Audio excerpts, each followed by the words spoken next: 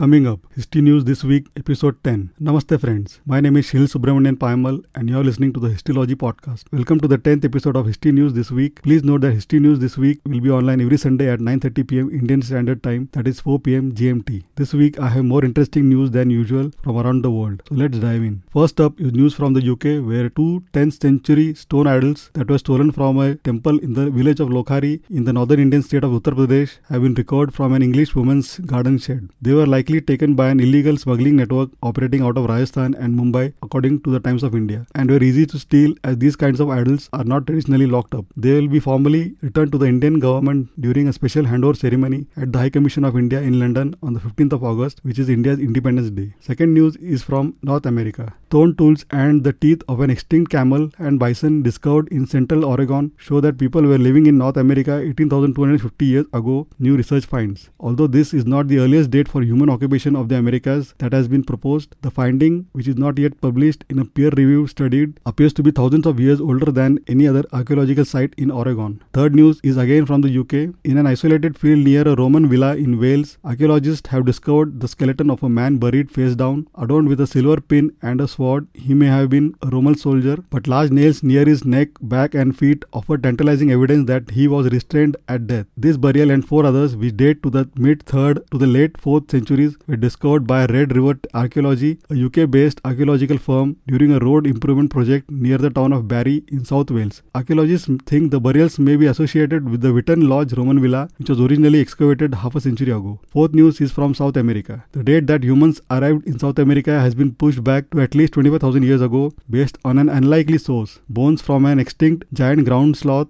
that were crafted into pendants by ancient people. Discovered in the Santa Helena rock shelter in central Brazil, these sloth osteoderms, bony deposits that form a kind of protective armor over the skin of animals such as armadillos, found near stone tools, sported tiny holes that only humans could have made. The finding is among the earliest evidence for humans in the Americas, according to a paper published on Wednesday, 12th of July, in the journal Proceedings of the Royal Society B. Fifth is about hundreds of ancient artifacts, including headbands of pure gold, have been unearthed from elite Bronze Age tombs on the Mediterranean island of Cyprus. The finds show the great wealth of people buried there, which was based on the island's trade in copper, a crucial metal at that time that was used to make bronze. The artifacts include many imported into Cyprus from other major cultures in the region, including the Minoans on Crete, the Mycenaeans in Greece, and the ancient Egyptians. Sixth news is from Egypt. X-ray scans reveal hidden mysteries in ancient Egyptian necropolis paintings. More than 3,000 years ago, ancient Egyptian artists flubbed a royal portrait that was discovered in a tomb within a vast necropolis, a new study suggests. The painting of the pharaoh Ramesses II is in the tomb of an official named Nakhtamun, who was buried near Thebes, that is modern-day Luxor. Seventh news is from Mexico. A hidden entrance to the underworld built by the ancient Zapotec culture has been discovered beneath a Catholic church in southern Mexico, according to a team of researchers using cutting-edge ground scanning technology. The complex system of underground chambers and tunnels was built more than a millennium ago by the Zapotec, whose state arose near modern-day Oaxaca in the late 6th century BC and grew in grandeur as people created monumental buildings and erected massive tombs filled with lavish grave goods. Eighth news is from Wales, UK, where archaeologists have unearthed a glitzy golden hair ring and the oldest wooden comb ever found in the UK from a roadside burial pit dating back to the Bronze Age. The pit contained the 3,000-year-old remains of a person who was cremated with the glamorous artifacts, which may have facilitated the extremely rare survival of the comb as charcoal, according to a statement. Ninth news is from Tajikistan. The Kushan Empire in Central Asia was one of the most influential states of the ancient world. A research team at the University of Cologn's Department of Linguistics has now deciphered a writing system that sheds new light on its history. A team of early career researchers at the University of Cologne has succeeded in decoding a script that has been puzzling scholars for more than 70 years, the so-called unknown Kushan script. The next three are interesting articles which I am sure will be of interest to you. First, did Alexander the Great have any children? Alexander the Great ascended the Macedonian throne at age 20 and died just 12 years later, having conquered one of the largest empires in the ancient world. During that time, did he father any children? And in the power vacuum following his death, what happened to these heirs? In a word, yes, Alexander had one and possibly even two children, both sons. One, known as Alexander IV, was his son with his wife Roxana, and the other, known as Heraclius of Macedon, was his son with Barzine, his mistress. Second, what was the longest lasting civilization? Ancient Egypt, China, Mesopotamia are all frequently cited as long-lasting civilizations enduring for thousands of years. But which of these societies lasted the longest? Turns out that's not a straightforward question for a few reasons. First, modern historians and and archaeologists don't agree on a single definition of civilization, including when one begins and when one ends. And many experts are doubtful whether civilizations can be measured in this way. Third, how early humans first reached the Americas. 3 theories. According to most archaeologists and geneticists, the best theory for how the first humans migrated to the Americas is the same one that many likely learned in grade school. They crossed the Bering Strait from Asia via a now extinct land bridge. In this article, there is evidence for 3 theories explaining how the first humans arrived in America: the land bridge theory, the trans-Pacific migration theory, and the controversial Solutrean hypothesis. Latest book release of the week. In his new book, Under the Eye of Power, How Fear of Secret Societies Shapes American Democracy, Colin Dickey charts the history of America through its paranoias and fears of secret societies while seeking to explain why so many people, including some of the most powerful people in the country, continue to subscribe to these conspiracy theories. History podcast recommendation of the week. Dan Carlin's Hardcore History is our pick for this week. Despite his aggressive dedication to blowing our minds, persuading us to rethink everything we thought we knew, Dan is a supreme storyteller, and his shows, which often stretch to well over 4 hours in duration, are utterly gripping if you are in the mood. Before I sign off for this week, I would like to recommend an interesting history-related app on the Google Play Store. Manish Godbole, a young researcher and author of the book